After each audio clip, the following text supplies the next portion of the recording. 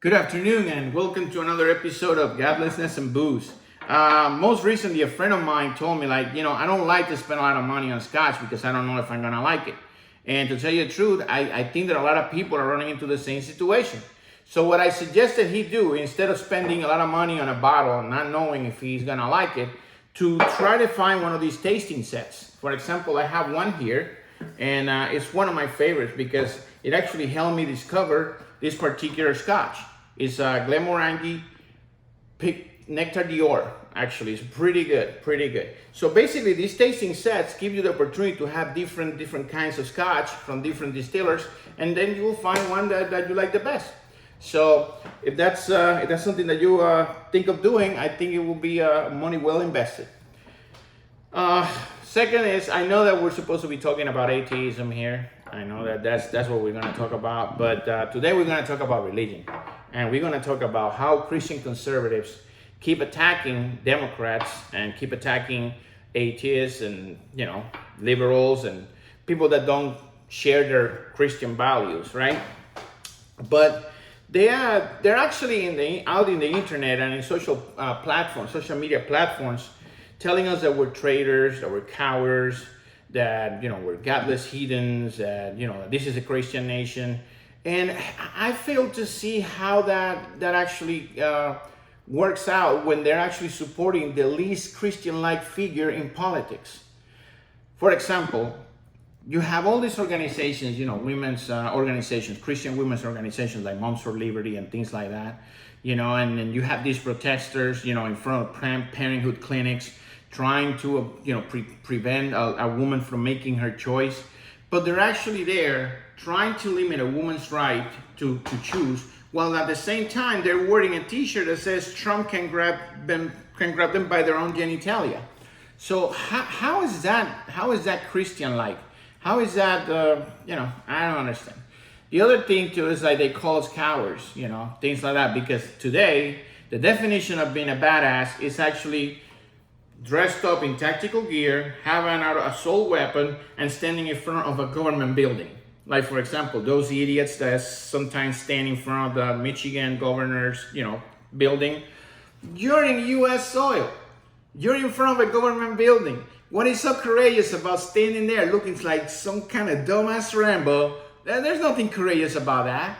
And not only that, these people are supporting a draft dodger with bone spurs. Somebody that actually made fun of Senator John McCain, who was actually a war hero, a prisoner of war. Not only that, this guy also desecrates the tombs of our fallen heroes by calling them losers. But somehow these people call this guy courageous. How is he courageous? They say that he fights for them. How is he fighting for you? He's not doing anything for you.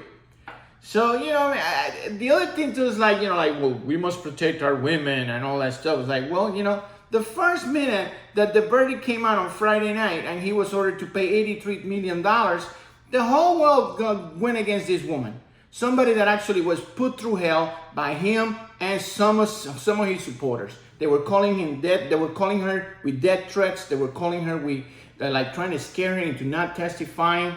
How are you protecting women if the first one that actually won a case against a sex offender is the one that you start trying to trash?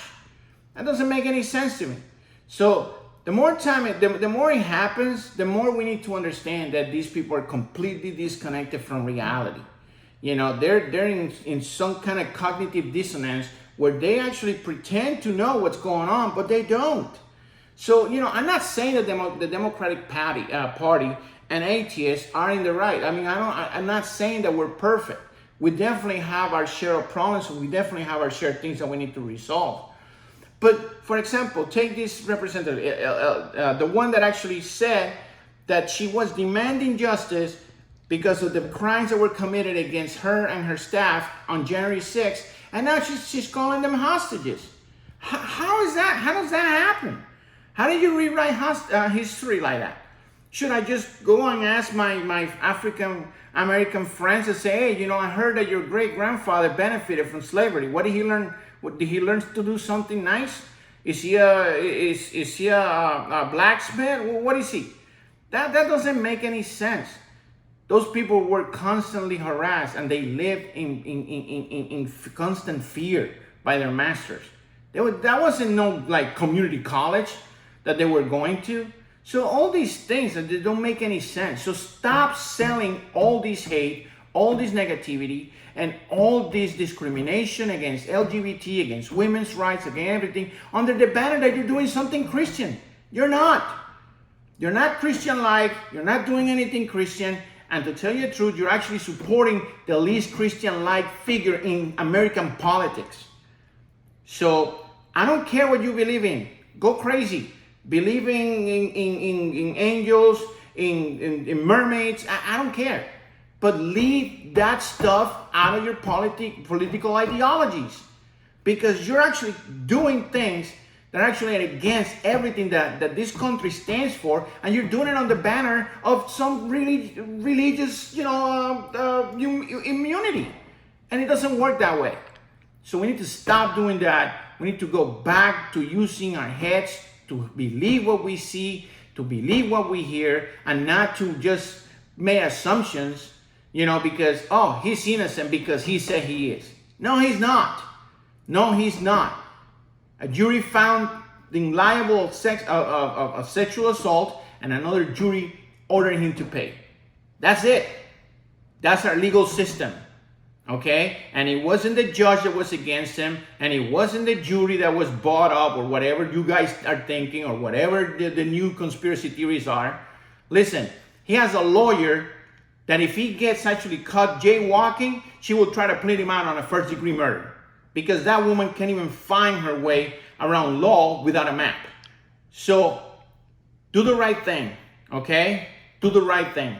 Start separating your religious beliefs from your political ideologies, and stop idolizing a man that doesn't deserve admiration at all. Thank you and good luck.